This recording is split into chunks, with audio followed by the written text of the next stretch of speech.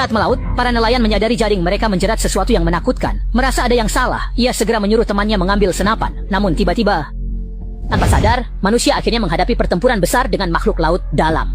Tak lama, tim khusus Inggris mendengar kabar tertangkapnya makhluk tersebut.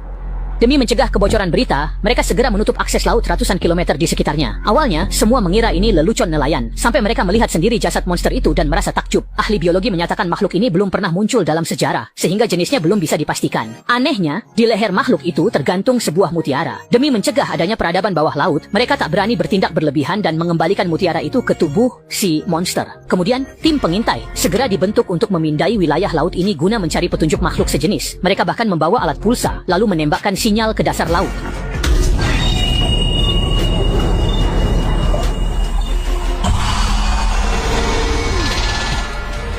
Ya, kurasa mereka mendengarnya. Tak sadar, justru itulah makhluk dasar laut terkejut oleh ulah mereka. Malamnya, tentara yang berjaga dekat mayat monster menyadari pasir di kakinya mulai lembab. Penasaran, ia memanggil rekannya. Tak disangka, rekannya mendadak jatuh ke air. Niat menolongnya pun sudah terlambat.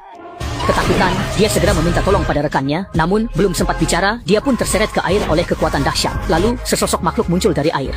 Saat alarm berbunyi di markas, para tentara segera bergegas ke lokasi. Namun anehnya, selain mayat monster dan 2 tentara yang hilang, tidak ada kejanggalan lain. Melihat itu, sang atasan menghubungi anak buahnya, namun tak disangka suara walkie-talkie justru berasal dari bawah tanah. Sadar ada yang tidak beres, ia merunduk mencari sumber suara dan menemukan tangan tentara di bawah tanah. Karena sudah ada 2 korban, Buck, peneliti makhluk itu, mulai berpikir untuk mundur dan berniat meninggalkan tempat mengerikan ini.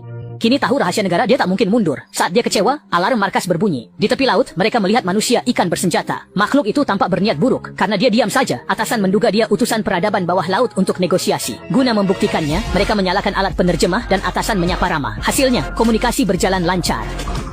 Saat semua orang mulai merasa tenang, tiba-tiba manusia ikan itu mengajukan permintaan aneh, yaitu dia ingin bernegosiasi dengan seluruh umat manusia. Belum sempat semua orang bereaksi, tiba-tiba tak terhitung jumlah manusia ikan muncul dari bawah air. Tak lama kemudian, semua orang menerima pesan darurat di ponsel mereka, dan di detik berikutnya, di seluruh perairan di seluruh negeri, muncul manusia ikan dalam jumlah besar. Jelas sekali, para manusia ikan ini menguasai semua sumber air di bumi. Untungnya, manusia ikan itu tidak melakukan tindakan yang berlebihan, mereka hanya menunjukkan kekuatan mereka saja. Takut memicu amarah manusia ikan, warga berhenti menangkap ikan dan membangun pusat negosiasi demi perdamaian. Begitu jalur khusus selesai, perundingan dimulai. Namun, jelang negosiasi, 11 pipa pecah. Sebagai pertemuan perdana dengan peradaban bawah air, tak boleh ada kesalahan. Pekerja pun bertaruh nyawa memperbaiki pipa tepat waktu. Tak lama, 3 sosok asing muncul. 4 pengawal bersenjata, disusul sosok pemimpin. Namun, tak disangka, yang muncul terakhir ternyata wanita manusia ikan berwujud mirip manusia. Bahkan, dia bisa bicara dengan sangat lancar. Saya mewakili umat manusia menyambut Anda. Saya berdiri di sini karena kita tidak membutuhkan penerjemah yang juga berarti